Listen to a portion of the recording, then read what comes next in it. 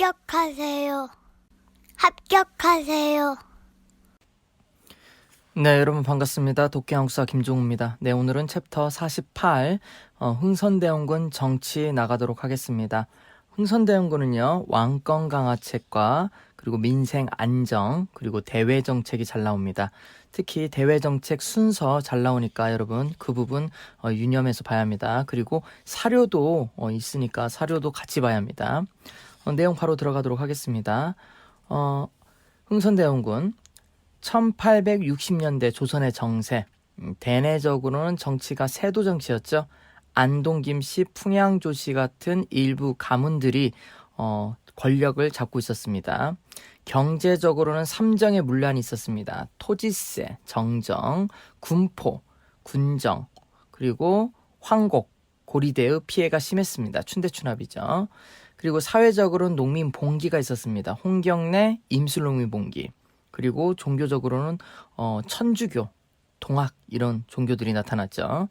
홍경래나는 몰랑 양반, 농민, 광산 노동자들이 주도했고요. 평안도 서북지방에서 일어났습니다. 그리고 홍경래는 평서대원수를 자처했죠.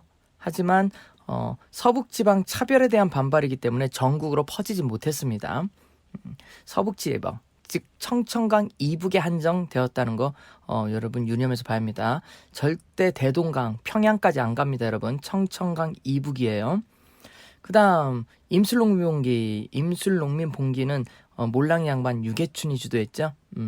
경상 우병사 백낙신의 부정 때문에 일어났습니다. 이게 진주 밀란을 계기로 전국적으로 퍼집니다. 근데 중요한 것은 전국적으로 퍼졌는데 개별적으로 일어났다는 겁니다. 연대가 하지 못했어요. 이 이후에 이제 박규수가 안핵사로 와서 삼정 이정청을 설치합니다. 그리고 곧 진압됩니다. 문화는 이제 양반 문화에서 대중 문화로 이제 변화되고 있었습니다. 이렇게 대내적으로 이렇게 혼란스러울 때 대외적으로는 어땠냐? 중국은 이제 아편 전쟁으로 인해서 난징 조약감, 그다음 베이징 조약을 해서 중국이 개항됩니다. 그리고 양무운동, 중체소용, 중국의 정신을 기반으로 서양의 기술을 받아들이자는 사상이 나옵니다. 우리나라 동도우석 이론도 이거하고 비슷합니다. 일본에서는 이제 미국에 개항합니다. 그리고 메이지 유신을 하죠. 문명 개화론에 영향을 받은 메이지 유신이 일어납니다. 조선은 조선도 이양선이 출몰합니다. 영국의 아머스토어가 황해도에 왔었고요. 그다음 천주교도 확산됐습니다. 이렇게 대내적으로 대외적으로 이렇게 혼란한 가운데 조선의 과제가 있었습니다. 조선의 과제는 반침략, 자주적, 반봉건, 근대적, 즉 근대적 군민국가 건설이 조선의 과제였습니다. 그런데 이 조선의 이 근대적 군민국가 건설은 결국에 실패하게 되죠. 그래서 1910년에 일본의 식민지가 됩니다. 지금부터 우리가 배울 이 구한말 근대 파트는 바로 조선이란 나라가 어떻게 식민지가 됐는지를 배우는 그 기간입니다. 하지만 우리 역사기 때문에 여러분 너무 식민지 되는 것만 너무 강조하면 너무 비참하잖아요. 그래서 시험 문제는 이렇게 식민지화 되는 과정에서도 우리 민족이 스스로 힘으로 뭔가 한번 해보려고 했던 게 시험 문제 나옵니다. 대표적으로 갑신정변, 동학, 갑오개혁, 광무개혁, 그 다음 항일, 의병, 애국개몽운동 뭐 이런 것들이 시험 문제에 잘 나옵니다. 그 중에서 특히 농민들이 했던 동학 그리고 지배층이 했던 갑오개혁이 시험 문제 잘 나오죠. 그래서 제가 항상 1894년이 제일 중요하다고 했던 이유도 그겁니다. 식민지화되는 과정에서 식민지가 되지 않으려고 우리가 자주적으로 어떻게 했는가 그게 이번 단락의 포인트다. 그렇죠? 근대사회 전개의 포인트다. 이렇게 보시면 됩니다. 그러면 이번 파트인 흥선대원군 이제 본격적으로 들어가도록 하겠습니다. 흥선대원군의 개혁정치, 왕권 강화와 민생 안정. 흥선대원군은 본명이 이하흥으로 안동 김씨 견제를 피해 파라코 생활을 했습니다. 파라코가 뭐냐? 아주 그 상갓집 개 모양으로 아주 타락한 삶을 살았다는 겁니다. 왜 그러냐면 이 당시 안동 김씨가 똑똑한 왕족은 다 죽였어요. 그래서 죽지 않으려고 이런 거죠. 하지만 겉으로는 이랬지만 속으로는 이게 야망이 많았던 사람이었습니다. 결국에 흥선대원군이 이제 조대비와 연합해서 자기 둘째 아들인 고종을 왕에 즉위시킵니다. 이 명복인데요. 12살입니다. 12살에 1863년에 이제 즉위하게 되죠. 그래서 흥선대원군은 국왕의 생부로 생부 살아있는 부모로서 정권을 장악하게 됩니다. 63년부터 73년까지 딱 10년 동안 이제 권력을 장악하죠. 흥선대원군의 개혁 목표는 왕권 강화와 민생 안정입니다. 왕권 강화를 하기 위해서 제가 수업 시간에 그랬죠. 자기 아들을 세종으로 만들고 싶었다고. 그래서 왕권 강화를 위해서 사색 등용, 다양한 인재, 안동임시를 제거하고 고른 인재를 등용하려고 합니다. 이거 사료, 태산을 낮추고 남대문을 높이겠다. 태산이 노론이고요. 남대문은 남인이죠. 그다음 비변사 폐지합니다. 의정부와 상군부 기능을 부활시키고요. 그다음 대전회통 육전조례, 법전도 정비합니다. 통치제재 정비하는 거죠. 그다음 경복궁 중건합니다. 65년부터 시작합니다. 근데 돈이 없잖아요. 그래서 원납전, 원에서 납부한다는데 강제로 납부하기에는 원납전, 당백정, 고액화폐. 이 고액화폐가 남발되면서 인플레이션, 물가가 상승하게 됩니다. 그다음 나무가 없으니까 묘지림을 별목해요. 그다음 부역동원하고요. 사람들 동원해가지고 일을 시킵니다. 그다음 결두전이라고 해서 토지에다 다시 세금 걷고 도성문 같은데 통행세를 징수합니다. 특히 남대문 같은데 숭례문에 상인들이 많이 왔다 갔다 하니까 거기서 통행세를 징수합니다. 상인들이 반발하겠죠. 그다음 양반들도 반발하죠. 묘지림 별목하니까 농민들도 반발합니다. 부역에 동원되니까요. 그러니까 경복궁 중건은 모든 계층에서 반대한 겁니다. 흥선대원군이 지지 세력이 완전히 없어지는 큰 계기가 되죠. 그렇기 때문에 흥선대원군이 이제 물타기랍니다. 이게 모두가 반대하니까 뭘로 물타기하냐 나중에 배우겠지만 천주교 박해로 물타기를 합니다. 천주교 박해, 병인 박해가 66년이죠. 딱 맞죠. 경복궁 중건이 65년에 하니까 66년에 병인 박해를 일으켜가지고 관심을 그쪽으로 돌립니다. 오케이. 그다음 민생안정 보도록 하죠. 민생안정은 정정, 양전 사업을 실시하고요. 은결 색출합니다. 숨어있는 땅을 색출해요. 세금 걷기 위해서. 군정, 동포제, 호포제, 즉 양반도 포내라 이런 걸 합니다. 국가 재정 확보를 하기 위해서요. 당연히 양반이 반대하지만 시행합니다. 그다음 황곡, 사창제. 황곡을 국가가 하지 말고 이제 관리들 부정부패 너무 심하니까 마을 자체적으로 해라. 그렇죠. 사수를 임명해 마을에서 자체적으로 운영하라는 사창제도 합니다. 그래서 흥선대원군의 대내정책의 암기팁은 사비대경서 은호사로 여러분이 암기하면 되겠죠.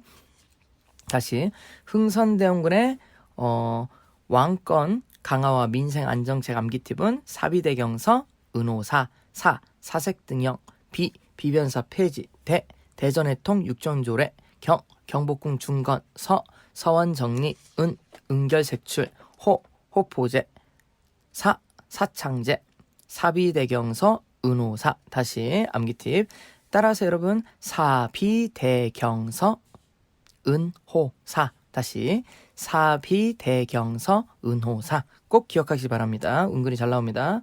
그 다음 흥선대원군은 3번 집권합니다. 6373 이게 제일 유명하고요. 고종대신 칭정한 거. 82년에 이모군란 직후에 근데 바로 청나라로 납치당합니다. 그 다음 갑오 1차 때 섭정하죠. 네, 이렇게 3번 집권합니다. 그리고 흥선대원군의 통상 거부 정책 양요 보도록 하죠. 66년 1월 병인박해가 일어납니다. 천주교 탄압하는 거죠. 9명의 프랑스 신부를 죽이고요. 남종삼 등 8,000명 신도를 죽입니다. 어디서 죽이냐? 절두산, 저 양화대교 앞에 있습니다. 절두산, 마포에 있는 절두산에서 무섭잖아요. 절단한데 머리를 절단하는 산. 와, 얼마나 사람을 많이 죽였으면 그 산 이름이 절두산이겠습니까? 8,000명이 살해당합니다. 사료는 여러분 남종삼이 잘 나옵니다. 다시 사료는 누가 잘 나온다? 남종삼이 살해됐다. 이렇게 나오면 병인 박해로 기억하시기 바랍니다. 그 다음 저널 셔머노 사건 보도록 하죠. 66년 7월입니다. 미국 상선 저널 셔머노가 통상을 요구하면서 약탈을 자행합니다. 대동강에서.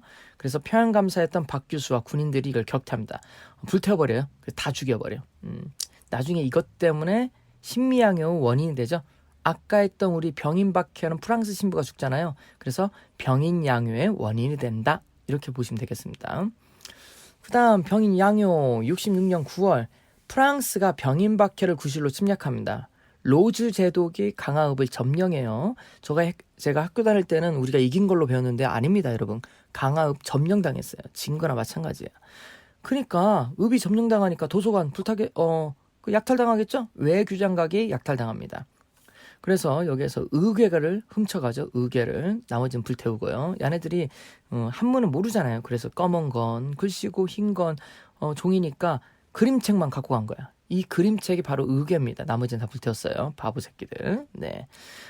그리고 우리는 전쟁이나 무조건 산으로 들어가죠. 그래서 한성근이 문수산성에서 양현수가 전족산성에서 싸웁니다.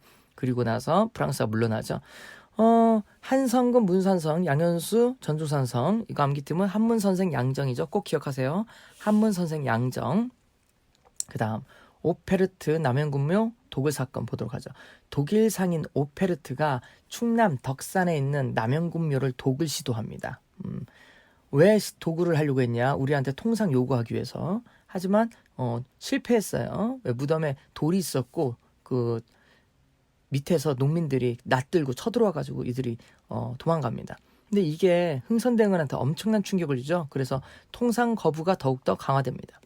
신미양요 미국이 쳐들어옵니다. 71년에. 오페르트 남현군묘 도굴 사건은 68년, 이거는 71년. 그랜드사는 무조건 연도입니다, 여러분. 연도 무조건 알아야 돼요. 전원월 쇼머노 구실로 미국 로저스 제독이 침략합니다. 병인양요 여러분 로즈 제독이에요, 로즈. 프랑스 장미로 암기하시면 되고 여기는 로저스 제독이 쳐들어온다. 초지진, 덕지진, 광성보 공격합니다.